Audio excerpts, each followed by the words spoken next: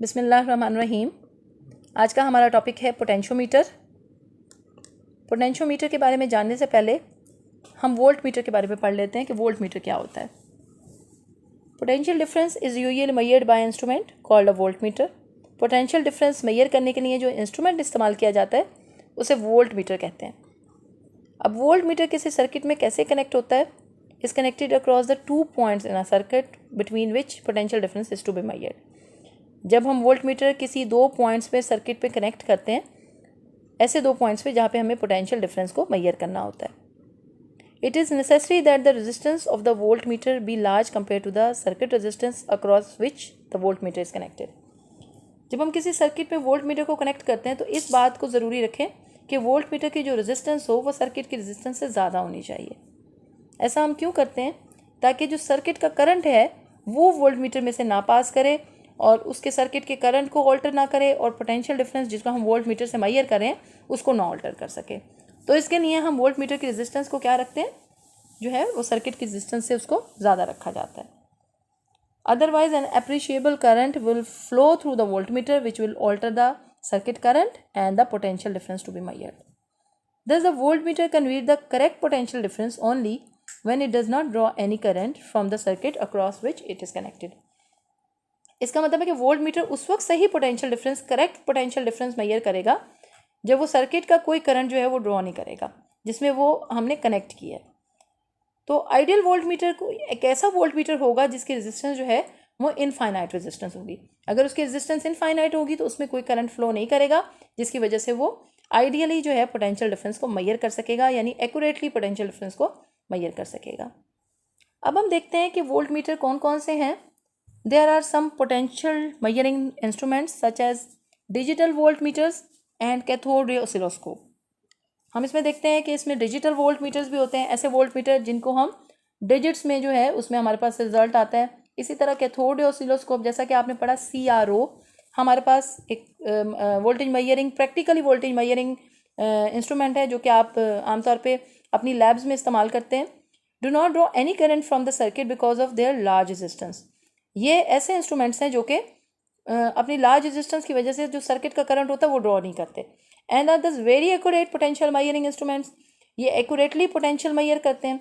लेकिन अब इसके ये जहाँ एडवांटेजेस हैं कि क्योंकि कोई करंट ड्रॉ नहीं करते इसलिए ये बिल्कुल एक्यूरेट मेजरमेंट देते हैं पोटेंशियल डिफरेंस की। इसके साथ साथ इनके ड्रॉबैक्स ये हैं कि ये एक्सपेंसिव है। नंबर 1, ये एक्सपेंसिव है इंस्ट्रूमेंट्स। इसके अलावा ये डिफ़िकल्ट टू यूज़ है, यानी इनकी हैंडलिंग इतनी ईजी नहीं है। तो ये इसके 2 ड्रॉबैक्स हैं। अब हम देखते हैं कि एक बहुत ही सिंपल इंस्ट्रूमेंट है जो कि यूज़ किया जाता है पोटेंशियल को मेजर करने के लिए और पोटेंशियल डिफरेंस को कंपेयर करने के लिए। यानी अगर हमें 2 पोटेंशियल डिफरेंस या EMF सोर्स दिए गए हैं तो उनकी हम पोटेंशियल डिफरेंस को जो है कंपेयर भी कर सकते हैं और इंडिविजुअली भी पोटेंशियल डिफरेंस जो है वो मेजर कर सकते हैं। ऐसा इंस्ट्रूमेंट जो है हमारे पास वो कहलाता है पोटेंशियोमीटर, जो कि हमारा आज का टॉपिक है। पोटेंशियोमीटर के लिए हम इसमें सबसे पहले उसकी कंस्ट्रक्शन पढ़ेंगे, नेक्स्ट हम उसकी वर्किंग देखेंगे कि किसी अननोन पोटेंशियल को वो कैसे मेजर करता है, और फिर हम देखेंगे कि वो किस तरह से पोटेंशियल डिफरेंस को कंपेयर भी कर सकता है। तो सबसे पहले हम देखते हैं कि इसकी कंस्ट्रक्शन क्या है। पोटेंशियोमीटर की कंस्ट्रक्शन में आप देखते हैं potentiometer consist of a resistor R in the form of a wire on which a terminal C can slide। इसकी बिल्कुल पोटेंशियोमीटर की वही कंस्ट्रक्शन है जैसा कि आपने पोटेंशियल डिवाइडर में देखा था या रियोस्टेट में देखा था कि आपके पास एक R रेजिस्टेंस है in a form of straight wire. इसके ऊपर एक टर्मिनल C है। टर्मिनल C की खूबी है कि वो स्लाइड कर सकता है ओवर द वायर। तो अब आप देख सकते हैं इसकी सर्किट डायग्राम आपको दी हुई है फिग नंबर 13.24A में। इसमें आप देख रहे हैं कि आपके पास 2 पॉइंट्स A एंड B हैं।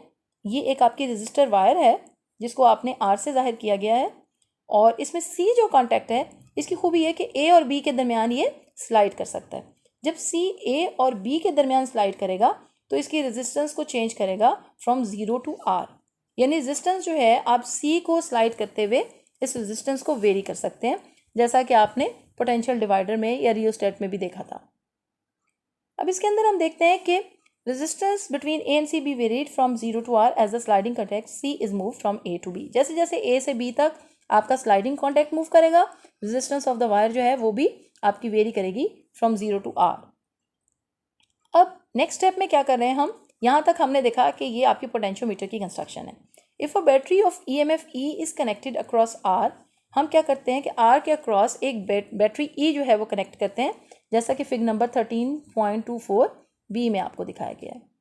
ये देखें, आपने क्या किया है, पहले सिंपली आपके पास एक रजिस्टर R था जिसको आपने A B से ज़ाहिर किया था और C उसमें आपका स्लाइडिंग कॉन्टैक्ट था।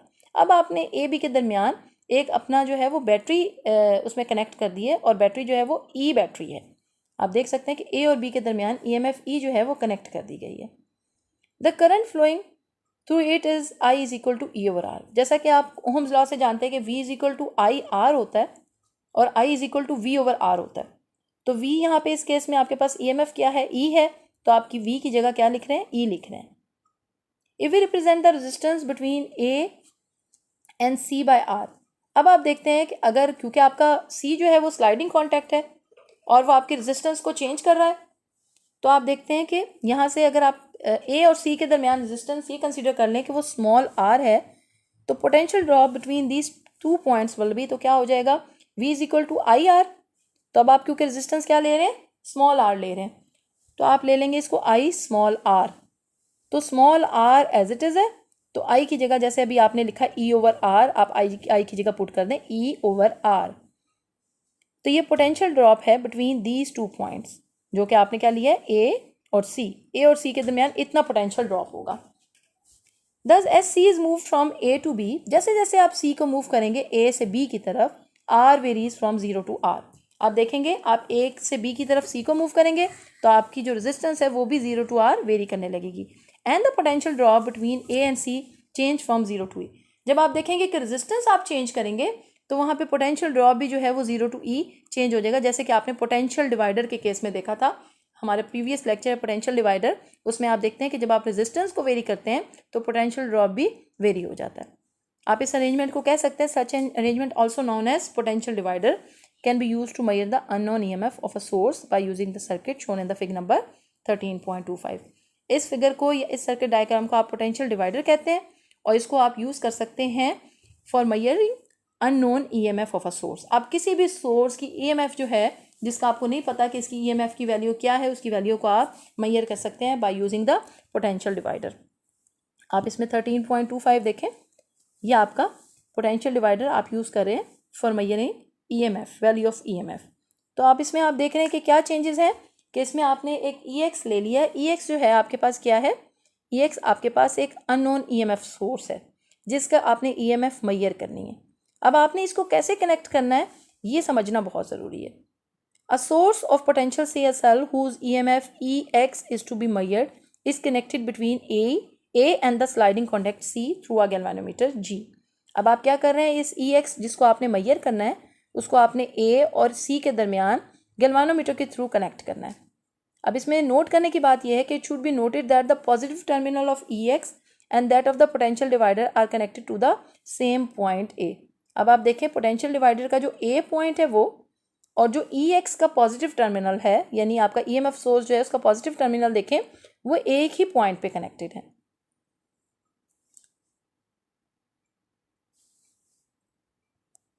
If in the loop AGCA the point C and the negative terminal of EX are at the same potential. अब आप देखेंगे लूप आपके पास क्या बन रहा है, AGCA पॉइंट C है और जो नेगेटिव टर्मिनल है EX, अगर वो सेम पोटेंशियल पे है, two terminals of the galvanometer will be eight the same potential. तो आप देखेंगे कि यहाँ पे देखें आपके पास जो लूप दिखाया गया है इस फिगर में, लूप क्या होता है, एक क्लोज सर्किट होता है, एक क्लोज्ड पाथ होता है। A से लेके C पॉइंट तक, C से लेके फिर G गैल्वानोमीटर और G टू A, ये आपका एक क्लोज लूप है। इसमें आप देख रहे हैं कि C जो है वो आपका कनेक्टेड है किसके साथ, C जो है वो स्लाइड कर सकता है आपका रेजिस्टेंस के ऊपर। तो वो यहाँ पे कहते हैं कि C जो है वो नेगेटिव टर्मिनल ऑफ EX के साथ कनेक्टेड है। अगर two terminals of the galvanometer अगर आप देखें तो गैल्वानोमीटर के टू टर्मिनल जो हैं वो दोनों सेम पोटेंशियल पे हैं, यानी वो C पे हैं या फिर negative terminal of the battery के साथ कनेक्टेड है। तो आप इसमें कह सकते हैं कि अगर ऐसा है कि वो सेम पोटेंशियल पे हैं, कोई चीज़ जब सेम पोटेंशियल पे होते हैं उसके दोनों टर्मिनल्स, तो आपका कोई करंट फ्लो नहीं करता। करंट आपका कब फ्लो करता है, जब दो टर्मिनल्स के दरमियान पोटेंशियल डिफरेंस मौजूद होता है। अब इसके दरमियान में अगर पोटेंशियल डिफरेंस मौजूद नहीं है तो आपके गैल्वानोमीटर से कोई करंट फ्लो नहीं करेगा and no current will flow through the galvanometer. यही वो कंडीशन है जिसकी वजह से हम जो है वो अननोन EMF जो है वो फाइंड आउट कर सकते हैं. Therefore, to measure the potential EX, the position of C is so adjusted that the galvanometer shows no deflection. यानी C पॉइंट को, C स्लाइडिंग कॉन्टैक्ट को इस तरह से आपने एडजस्ट करना है कि जो गैल्वेनोमीटर है उसके अंदर कोई करंट जो है वो फ्लो ना करे, यानी galvanometer shows no deflection. Under this condition, the EMF EX of the cell is equal to the potential difference A and C whose value ER/R is known. इसमें क्या होगा कि जब आप इस तरह की कंडीशन सेट कर देंगे तो इस वक्त जो EX आपका सोर्स वो है अननोन सोर्स जो है जिसको आपने EMF कैलकुलेट करनी है, तो उसके पोटेंशियल की वही वैल्यू होगी जो कि A और C के दरमियान अभी आपने निकाली थी ER/R, जो कि आपकी नॉन वैल्यू है, वो आप उस तरह से फिर जो है वो कैलकुलेट कर सकेंगे. In case of the wire of uniform cross section, जब आप क्रॉस सेक्शनल वायर की बात, यूनिफॉर्म क्रॉस सेक्शनल वायर की बात करते हैं तो आपको पता है कि रेजिस्टेंस जो है वो प्रोपोर्शनल होती है लेंथ के साथ. यहाँ पढ़ चुके हैं कि लेंथ के साथ रेजिस्टेंस, यानी रेजिस्टेंस बढ़ जाती है अगर आप लेंथ ऑफ द वायर को इंक्रीज कर दें. लेंथ ऑफ द वायर को आप डिक्रीज कर दें तो रेजिस्टेंस ऑफ द वायर भी डिक्रीज हो जाती है. यानी ये दोनों चीज़ें डायरेक्टली प्रोपोर्शनल है. अगर लेंथ इंक्रीज होगी तो रेजिस्टेंस इंक्रीज होगी, अगर लेंथ डिक्रीज होगी तो रेजिस्टेंस भी डिक्रीज होगी. तो इसमें आप देख सकते हैं कि जो आपके पास EX आपने देखा था कि पोटेंशियल डिफरेंस के बराबर थे किसके, जो कि नॉन ER/R. तो ये small r over capital R जो है इसको आप रिप्लेस कर सकते हैं small l over capital L के साथ. अब ये L क्या है, स्मॉल r जो है वो resistance between A and C था और small l length between A and C है. इसी तरह capital R resistance between A and B था, A एंड B के दरमियान जो रेजिस्टेंस थी वो कैपिटल R था और टोटल लेंथ आपकी क्या है, कैपिटल L है. तो आप सिंपली रेजिस्टेंस को लेंथ से रिप्लेस कर रहे हैं. L जो है वो total resistance of the wire है A B की और स्मॉल l जो है वो लेंथ है बिटवीन A एंड C. तो यहाँ से आपने क्या करना है कि after C has been adjusted for no deflection, small l आपने उस वक्त लेना है जब C को आपने एक ऐसे पॉइंट पे एडजस्ट कर देना है कि गैल्वेनोमीटर कोई डिफ्लेक्शन ना दे. तो आप सिंपली स्मॉल r और कैपिटल R को स्मॉल l और कैपिटल L से रिप्लेस कर देंगे. As the maximum potential that can be obtain between A and C is E. Maximum आप कितना पोटेंशियल जो है इससे ऑब्टेन कर सकते हैं A और C के दरमियान, वो है E, जो कि आपका EMF सोर्स है. इतने पोटेंशियल डिफरेंस हो सकता है ना जितना आपका मैक्सिमम EMF सोर्स लगा हुआ वहाँ पे. सो जो अननोन EMF है EX उसको भी इस E की वैल्यू से, यानी जो EMF आपने पहले कनेक्ट की थी उसकी वैल्यू से एक्सीड नहीं करना चाहिए.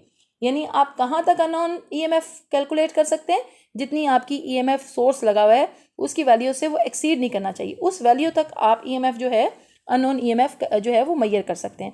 Otherwise the null condition will not be obtain. अगर आप इसको E की वैल्यू से ज़्यादा कोई EMF सोर्स कनेक्ट कर देंगे, अपना अननोन EMF सोर्स कनेक्ट कर देंगे, तो आपकी जो नल कंडीशन है, नल कंडीशन मीन्स कि जो आपकी गैल्वेनोमीटर कोई डिफ्लेक्शन शो नहीं कर रहा, वही ऑब्टेन नहीं होगी. तो इसके अंदर therefore potentiometer is one of the most accurate methods for measuring potential. इसमें आप इस तरह से पोटेंशियोमीटर को जो है वो यूज़ करते हुए अननोन जो EMF है वो आप कैलकुलेट कर सकते हैं. अब कहते हैं the method for measuring the EMF of a cell as describe can be use to compare the EMFs E1 and E2 of two cells. जैसे आपने देखा कि आप एक अननोन सोर्स की EMF कैलकुलेट करते हैं, इसी तरह आप दो EMF सोर्स अगर ले लें, एक को E1 का नाम दे दें और एक को E2 का नाम दे दें, आप इनकी EMF को कंपेयर भी कर सकते हैं bye using the potentiometer. Potentiometer जहाँ पे EMF अननोन EMF कैलकुलेट करता है, मेजर करता है, वहीं पे दो EMF को कंपेयर भी करता है. तो इसके लिए आप क्या करेंगे, the balancing lengths L1 and L2 are found separately for the two cells. जैसे आप एक सेल के लिए लिख रहे थे EX is equal to E small l over capital L. अब आपने दो ले लिए तो आप इसके साथ 1 और 2 का सब्सक्रिप्ट लगा के दो इक्वेशन लिख सकते हैं. E1 जो है वो E small L1 over capital L, इसी तरह E2 is equal to small L2 over capital L.